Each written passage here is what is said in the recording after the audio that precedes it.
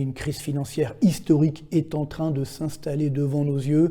Évidemment, personne ne voit encore ce qui se passe. On est dans la torpeur de l'été, etc. Ou du moins, on ne veut pas voir ce qui se passe, mais c'est extrêmement grave.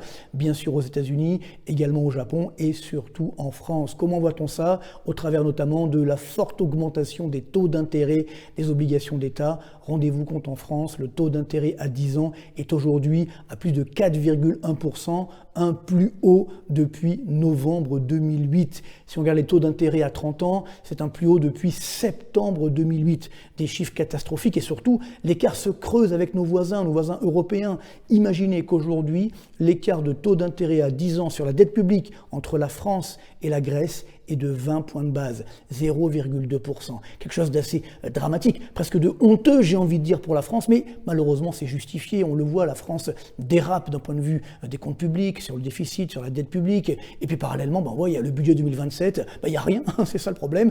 Voilà que le gouvernement est complètement bloqué, on avait oublié, mais il n'y a pas de majorité à l'Assemblée justement pour voter ce budget, donc ça sera encore une fois une sanction dramatique, parce que nous allons avoir encore un déficit public qui va augmenter, on sera autour des 6% cette année, donc bien loin de la prévision gouvernementale, et au moins à 6% l'année prochaine. Aujourd'hui, la situation inquiète, et à juste titre, avec encore une fois des taux d'intérêt qui risquent encore d'augmenter demain, et bien sûr les conséquences directes pour les Français, si les taux d'intérêt augmentent, alors évidemment ça alourdit la charge d'intérêt de la dette, donc ça veut dire que ça va peut-être inciter encore les dirigeants français à augmenter les impôts, encore et toujours, vraiment évidemment un drame économique, mais surtout, si les taux d'intérêt augmentent, ça va casser l'activité économique, casser l'investissement, casser la consommation, le secteur de l'immobilier, etc.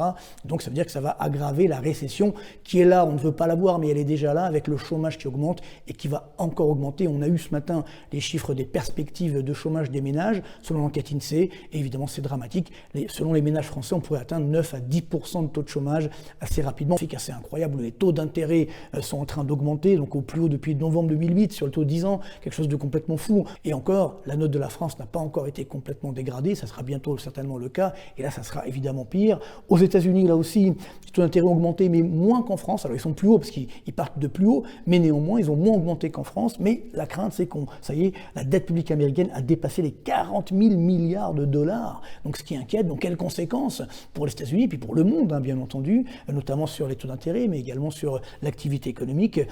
Au Japon, là aussi, taux d'intérêt à 10 ans, imaginez, au plus haut depuis 1996. Donc là aussi, si les Japonais ont des taux d'intérêt plus élevés, ils sont incités à investir chez eux, et donc ils vont moins investir à l'étranger. Le problème, c'est que nous, on a besoin des Japonais pour acheter notre dette. S'ils ne sont pas là, si aussi les pays du Golfe sont moins là parce qu'ils ont des dépenses à faire sur la reconstruction, on va dire, autour des puits pétroliers, etc.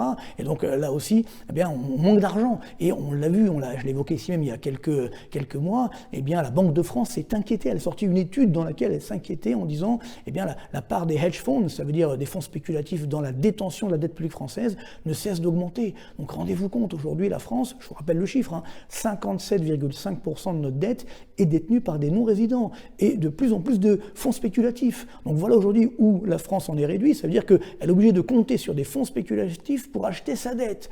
Donc imaginez le dérapage potentiel,